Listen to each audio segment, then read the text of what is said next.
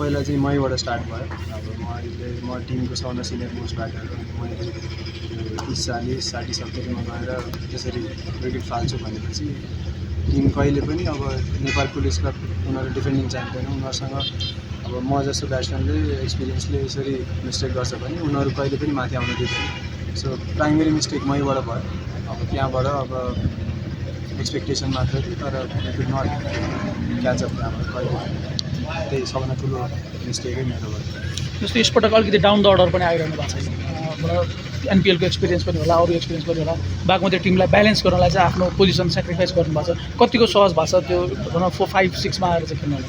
अब सहज भन्दा पनि अब टिमलाई मिडल अर्डरमा अलिकति स्टेबिलिटी चाहिएको भएर, प्लस हामीसँग टप अर्डर ब्याट्सम्यानहरू राम्रो छ। अब सुट र आशुतोष एकदमै एक्सप्लोजिभ अट्याकिङ खेल्छन्, सो उनीहरूको गेमलाई सुट गर्छ पावर प्ले। अनि त्यही भएर पनि अब मिडल अर्डरमा नयाँ रोल त अब भन्दैन, म अलिक धेरै टाइमदेखि खेलिरहेको छु, तर अब रमाइलै भइरहेछ। अब रन लाग्दासम्म रमाइलो प्लस अब कसै न कसैले चाहिँ स्टेप अप गर्नुपर्छ।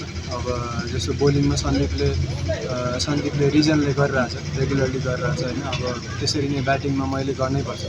मैले शुभले अब म र शुभ अनि प्लस आशुतोष हामी 3जना चाहिँ यो टिमको अब अलिकति खेलिसकेको ब्याट्सम्यानहरू हो। सो अब हामीहरूले स्टेप अप गरेर अब टप 4बाट एकजनाले पनि 100 हान्दैन भने मलाई लाग्दैन अब विभागसँग चाहिँ एज अ प्रोभिन्सियल टिम, किनभने एकदमै धेरै एक्सपिरियन्स हामीसँग ब्यालेन्स गर्न गाह्रो हुन्छ। सो अब माथि खेल्ने ब्याट्सम्यानहरूले प्लस एक्सपिरियन्स भएकोले ठुलो स्कोर बनाउँदैन र 45th ओभरसम्म त्यहाँ हुँदैन भनेपछि त्यो इनिङलाई चाहिँ एङ्कर गर्न गाह्रो। पिएम कप फरेन लिग मेरो फर्स्ट टाइम होइन, अब एकदमै खुसी लागिरहेछ। अब एक्साइटेड छु, हेरौँ अब त्यहाँ गएर अपर्च्युनिटी पाए पनि राम्रो गर्ने ट्राई गर्छु। बागमतीको लागि चाहिँ अब तपाईँहरू होम ग्राउन्डमा एउटा गेम बाँकी छैन, त्यसपछि वीरगञ्ज र जनकपुर जाँदै हुन्छ। टप 4मा लगातार परेको एउटा जुन रेकर्ड छ त्यो बचाउनलाई चाहिँ यसपटक कतिको कठिन देख्नुहुन्छ? टप 4को बारेमा चाहिँ अहिले सोचेको छैन। अब हामीहरू चाहिँ 1 game at a time, plus अब पर्सनली हेर्ने हो भने चाहिँ मलाई चाहिँ आई थिङ्क कि हामी योपल्ट चाहिँ फाइनल खेल्छौँ जस्तो लाग्छ। तर अब वी निड टु पर्फर्म त्यसरी पनि।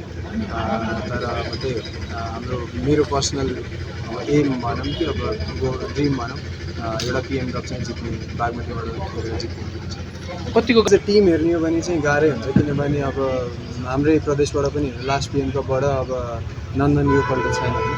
सो नन्दन नहुँदाखेरि अब जे भयो नि बोलिङ अट्याकमा नन्दन जस्तो फास्ट बोलर नहुनु भनेको इट्स अ म्यासिभ डिफ्रेन्स। तर पनि उसको सुज पनि फिलअप भइरहेछ।